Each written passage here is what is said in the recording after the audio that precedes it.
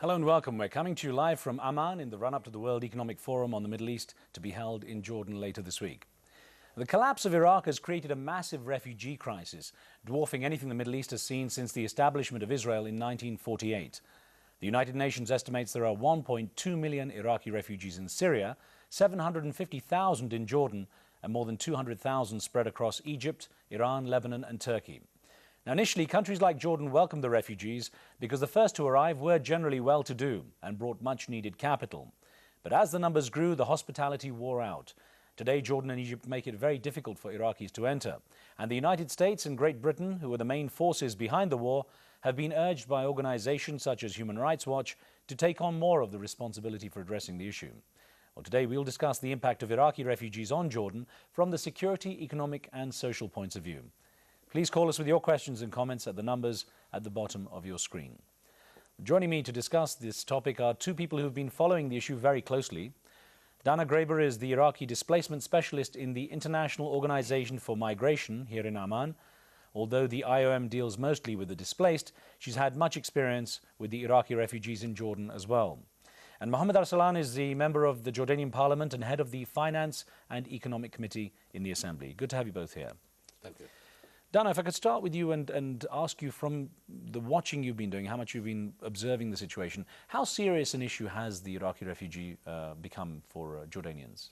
Well, as you mentioned, Riz, this is one of the largest displacements that we've seen in the region since 1948 with the creation of Israel. And so it is a tremendous problem. It is a strain on the social resources of the countries, especially of Jordan. And it's becoming increasingly a problem as Jordan is finding that its resources, such as its educational system, prices such as rent and gasoline and food are increasing, and other social services are not able to adapt to the increase of a population in Jordan. Well, Mohammed Arsalan, of course, this has caused Jordan to have to rethink its sort of more or less open door policy it had for a while with Iraqi refugees. Yeah. What danger is there that Jordan would have to close its borders completely? Well, Jordan had a very long history with displaced people. In fact, this is the fifth or sixth huge wave of displaced people in our history in the last 30 or 40 years. So actually, we have a lot of fears of the future of Iraq. I mean, things are not going the right way. So if we have some sort of a civil war, or a deepening of the problems in Iraq, obviously a lot of Iraqis would have to flee the country and find a safer place to live in. And Jordan is the closest, and it's one of the easiest countries where Iraqis can move into. Now we have a population of over 750,000. I'm sure it's much more than that. And a lot of people are talking about a million and a bit, which is a huge number, which is almost the fifth of the population in Jordan. Now add to that, you have a lot of workers from other countries like Egypt, Syria and others. Then you have a lot of other Arabs who live in Jordan, which means that we have a huge population over the Jordanians which exist here. Does that mean that you have to consider that option? Is that even an option, to close the borders, to say we can't take in any more Iraqis? Well, one of the security fears that we have is if you have deeper problems in Iraq, which we hope not, these problems might reflect negatively on the Iraqis in Jordan. And we don't like to see the scene have moved into Jordan, where we might see some limited clashes between factions and different parties and different political powers in Jordan. And this is something that we fear very much. So far, we have not had any problem with this, apart from some of the explosions that Amman has faced in the hotels. But I think Jordan cannot take any more, and I believe that probably we will have to do something about it. Well, Dana, you had, obviously the numbers that we were talking about are huge for Jordan. And there are about, according to agencies, nearly 2 million displaced Iraqis within Iraq itself, with perhaps nowhere to go if things get worse. They may have to leave the country. Is there a chance of, is it almost like a time bomb ticking, a refugee time bomb ticking there in Iraq? Well, this is true that increasingly we are seeing that even communities within Iraq are becoming oversaturated with displaced populations. We have numerous governorates, almost actually more than half of the governorates in Iraq have began to close their borders, either partially or completely, to Iraqis moving into those governorates. And so even within Iraq, we are seeing a great strain on the communities, and certainly those Iraqis who are able to leave the country and have the network, have the connection, have the financial means are doing so, but it's becoming more and more difficult. So we're seeing a crisis both in Iraq and then also in the region. I'd like you to tackle an email question we got from Luke in Ireland, actually, Dana, please.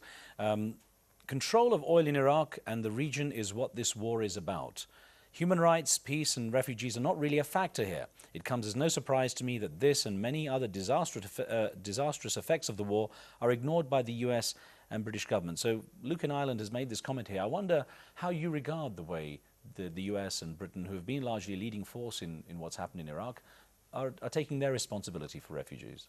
Well, we have interviewed almost 500,000 displaced populations within Iraq, and basically they are telling us that their main reason for leaving their place of origin is because of fear, and that is because they do not feel secure in their home communities. Now, what are the reasons for this insecurity that has come to Iraq? There are many, many reasons, many things that we can pinpoint. However, the situation is that we need to focus on what is going on right now and bringing more security to prevent further displacement both in Iraq and in the region. We've got on the line Hashim from Sweden. He's actually an Iraqi refugee in Sweden. Hashim, what's your question, please? Hello. My question is, I mean, why the refugees only about why the refugees have to go everywhere? Why Israel doesn't take refugees? Okay, why doesn't Israel take refugees? I guess there's a fairly obvious answer there. Well, it's the million-dollar question. Why don't they take refugees that have left Israel, actually, and who have been forced out of Palestine? I mean, they have a lot of problems with who they will have to take in the future if we have a settlement in the region. Obviously, I think the responsibility of taking refugees from Iraq will have to be distributed on the countries.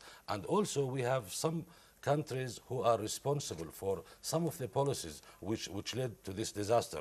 I think they will have to stand up and say that we will have to take some of the responsibilities of this problem that the region is facing. Jordan has always been a country which pays the prices for other people's mistakes. Well, actually, you touched on a point there. You've partly answered this question, but an email from Khalaf in Amman, which I'd like you to take, please, sir, is: while I'm totally sympathetic with what Iraqis are going through these days, I doubt that they will be well served by compromising the security and economic and social stability of their neighbors. The burden of solving Iraq's problems should be with those who created the situation. Now, you've said that there is a need for those countries that have been involved initially, the US and UK perhaps, to take more responsibility. But I wonder, from Jordan's perspective, how much you can make that point to those Western powers to say, look, it does threaten the economy and security and stability of us if you don't. In most of our communiques and our meetings, we always talk about this issue. I mean, Jordan has to be helped by the people who are responsible. Now, as you have mentioned, UK and the United States, who have led the policies in the region which led to the to this situation that we are in. Now, in all the meetings, we are making this point out, but no one seems to be listening. I think Jordan needs to be helped in this issue because the burden of keeping the services going through to all these refugees is great, and you know the Jordanian economy is not that great economy. We have on the line Brian from Saudi Arabia. Brian, what would you like to ask?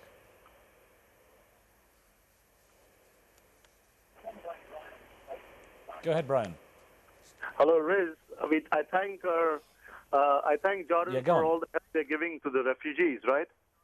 But what?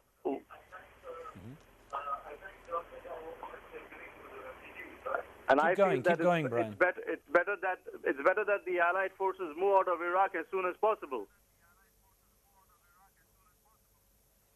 Well, I mean, let's ask Dana this. You know, the suggestion that comes from many quarters that if the Allied forces move out of Iraq, it would be better for the country. But when you look at it from the refugee situation, the displaced person situation, what do you see the consequences of that?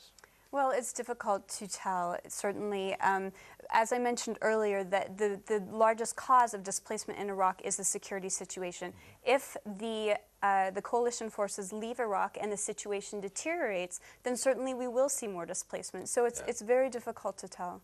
When we come back to Jordan itself and how the population is being changed, the demography of the population is being changed, what could be the cultural impact on having so many Iraqi refugees here? How could it actually change the makeup of the society from what you see? Well, I think it really depends on the future of Iraq and also Jordan and how many Iraqis Jordan continues to allow in its borders. The situation is that we have done surveys of Iraqis in Jordan, and actually very few of them, only 18% say of those that we surveyed said that they wanted to stay in Jordan. Quite a few, about 36%, said they actually wanted to go back to Iraq when the security situation permitted, and then about 46% said that they actually wanted to go to a third location. So it really determines, it really depends on how many Iraqis want to stay in Jordan and whether that will, in the end, because as Mohammed mentioned, that's 1/5 of the population, whether that will affect the culture of the country. Now, of course, the Iraqi refugees that have come in are sort of essentially the first generation immigrants or refugees that have come into Jordan. I wonder, with the large Palestinian population that has been entrenched into Jordan's lifestyle and community for so many years, if there was some kind of solution between the Israelis and Palestinians, to what extent would you expect any of the Palestinians settled in Jordan to consider going back to Palestine? It's a very strange situation, actually. Now, about 80% of the Jordanians of Palestinian origin in Jordan are Jordanians by nationality. So they will have the choice, the complete choice, whether they need to go back or they wish to go back or to stay in Jordan. Now, this is the situation which does not apply to the Iraqis. Iraqis are a different nationality or a different nation. Going back to the effect, the cultural effect of the waves of people who came to Jordan, now from Palestinians to Iraqis and Palestinians and Jordanians who've lived for tens of years in Kuwait and the Gulf states.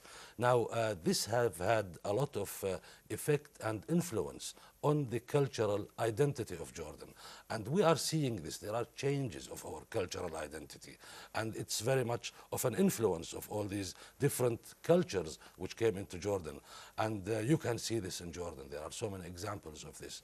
The way of life of Jordanians have been changing quite so often. There are certain things that we have never experienced in the past are experiencing now. Amman has become a metropolitan city where we were used to the large village of Amman where people knew each other and people had some sort of a social life. Is it good or bad? Is it good? What you're saying, I mean, is diplomatically. Well, it's good and bad. I mean, when you are growing, you have to expect that your capital city and your cities will go metropolitan, will go cosmopolitan. So I think it's good and bad, but probably for some Jordanians, they see these changes from a very negative point of view. Right. And this is what worries me, actually. Well, Faisal's in Germany with a question. Faisal, ask your question, please. Hello? Hello? Yes. Hi, go ahead. I want to ask, why this Iraq war, what is happening, I think it's all of it because of Israel, because big Israel is the dream. It's about to take the land from Iraq.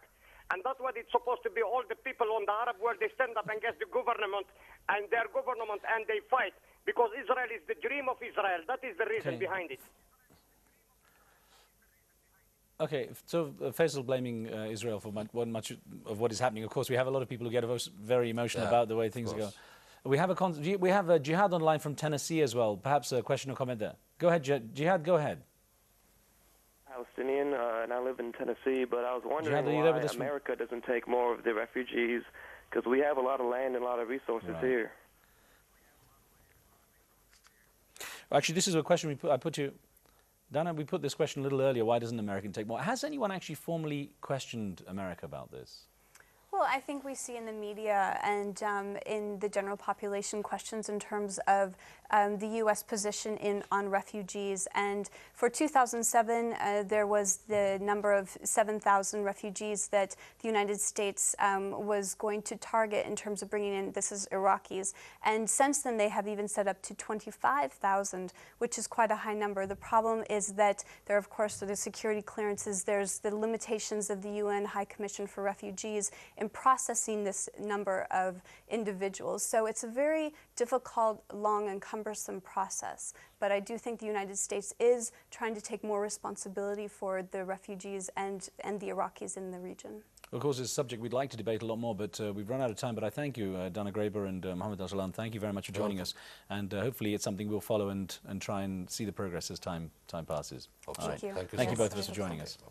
Well, thank you for being with us. On the next show, we hope to turn to the plight of the Palestinian refugees, and I hope to be speaking with the top-ranking UN official responsible for the millions of Palestinian refugees here in Jordan and throughout the Middle East. We had hoped that Karen Abu Zaid would join us, but for logistical reasons, and you've been following the news with the situation in Gaza, Ms. Abu Zaid was unable to make it for the show today, as we had previously announced. We'll try to get her back for that. But don't forget, if you have any thoughts about pressing issues around the world, just send your emails to riz@aljazeera.next, and we'll see you next time. A special edition of Street Talk is coming up next.